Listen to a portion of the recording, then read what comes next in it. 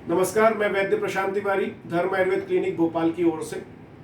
आज जो हमारी श्रृंखला चल रही है जिसमें हम सिस्टमिक डिसऑर्डर्स को किस तरीके से प्रिमिटिव वैद्य कैसे ट्रीट करें और साथ ही साथ जो हमारे वैद्य और साथ ही साथ जो छात्र हैं वो कैसे डिसऑर्डर्स पे आयुर्वेदिक ट्रीटमेंट सोचना है, कैसे उसे शुरू करना है और कौन कौन से पंचकर्म और कौन कौन से इन्वेस्टिगेशन उसमें देना है, इस श्रृंखला में हमारा डिस्कशन उन टॉपिक पे चल रहा है। तो सेंट्रल नर्वस सिस्टम में हमने देखा generalize body pain, specific pain, head एक और साथ ही साथ माइग्रेन की सिचुएशंस हमने डिस्कस करी। आज हमारा जो टॉपिक है वो है एस्थीनिया यानी chronic fatigue disorder. Chronic fatigue disorder सिर्फ और सिर्फ एक नर्वस सिस्टम डिसऑर्डर ना होकर आयुर्वेद दृष्टिकोण से मल्टीपल सेगमेंट्स पे लिया जाता है।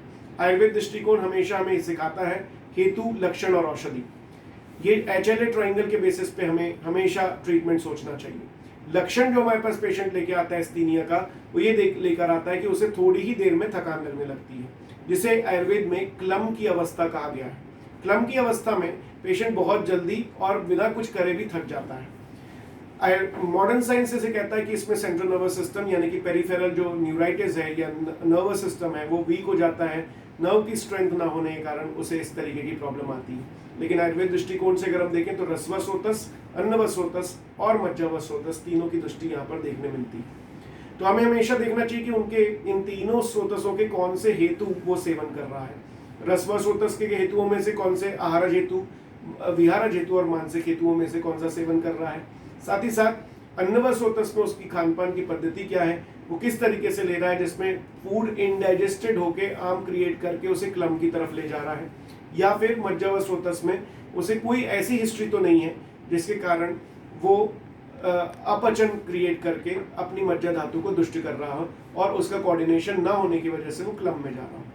सो क्लम का कंडीशन अगर वो पेशेंट लेके आता है या एस्थीनिया वो डायग्नोज रहता है या क्रोनिक फैटिग डिसऑर्डर्स पे डायग्नोज होता है, तो हम इससे कंपेयर ना करें। हम अपने पेशेंट्स पे हमेशा हेतुओं को लें और चिकित्सा के दृष्टिकोण से में उसमें आगे चलें।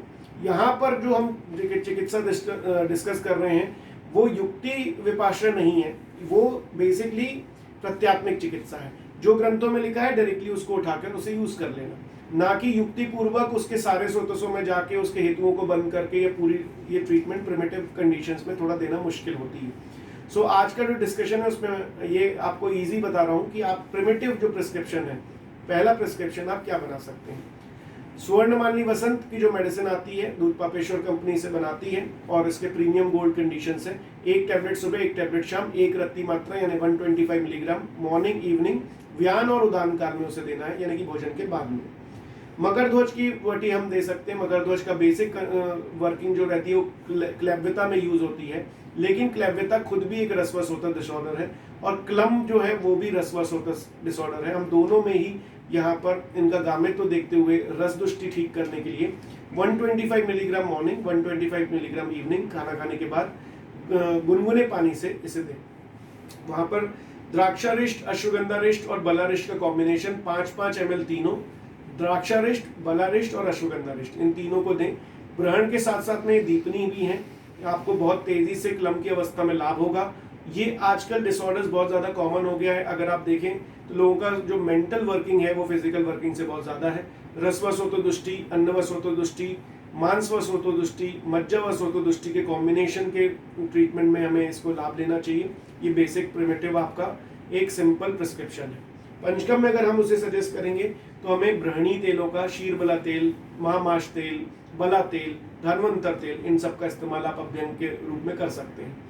स्वेदन के लिए आपको दशमूल काढ़े का प्रयोग करना चाहिए और सर्वांग नाड़ी स्वेद या फिर उसे वाष्पेटी स्वेद देना चाहिए।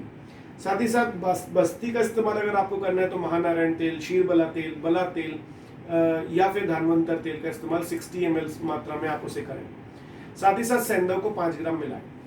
इसके अलावा अगर आप पेटेंट मेडिसिन में देखेंगे तो बहुत सारे एंटीऑक्सीडेंट्स के नाम से आयुर्वेदिक मेडिसिन मिलती है, जैसे कि capsule Oxitard 1 tablet, 1 in the morning, 1 in the evening, Optilife 1 in the morning, 1 in the evening after food.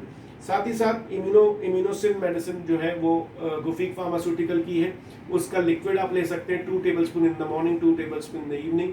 आज का जो दौर है उसमें हम इम्यूनिटी के ऊपर बहुत ज़्यादा काम करते हैं। जितने भी इम्यूनो बूस्टर मेडिसिन हैं वो सब की सब क्लम में, थकावट में यूज हो सकती हैं। साथ ही साथ हमें एक चीज डिफाइन करनी चाहिए कि इन्वेस्टिगेशन क्या करें। CBCSR जरूर कराना चाहिए। कई बार जो कंडीशन है वो पांडुता से मिलती हुई रसवा सोतोदुष्टि की कंडीशन मिलती है पेशेंट में। हमें देखना चाहिए क्लम्प सिर्फ एक लक्षण है या वो किसी डिजीज के अंतर्गत आने वाला लक्षण है। तो हमें देखना चाहिए कि क्या वो मूल व्याधि जो है हम वहां तक अगर पहुंच पाते हैं तो ठीक है, नहीं तो कई बार पेशेंट हमारे पास सिर्फ क्लम्प लक्षण को लेके आता है। इनिशियल लाइन ऑफ ट्रीटमेंट ये शुरू करें और बाद में ये चेकअप करें कि कौन सी सोतोदुष्टि है और युक्ति विपाशय के हिसाब से उसमें आगे बढ़े।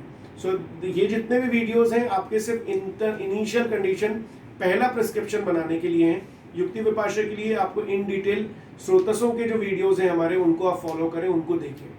CBCSR, LFT, RFT and NTCCP, these are the basic test investigation जो आपको लिख के देने हैं, इनके रिजल्ट आपको देखने हैं। और हमारे जो इन्वेस्टिगेशन बेस्ड वीडियोस हैं उनमें आप देखिए कि इनकी रिक्वायरमेंट क्या क्या होती है, इन कंडीशंस में क्यों ये रिक्वायर्ड है। आज के लिए इतना ही। Thank you so much. नमस्कार।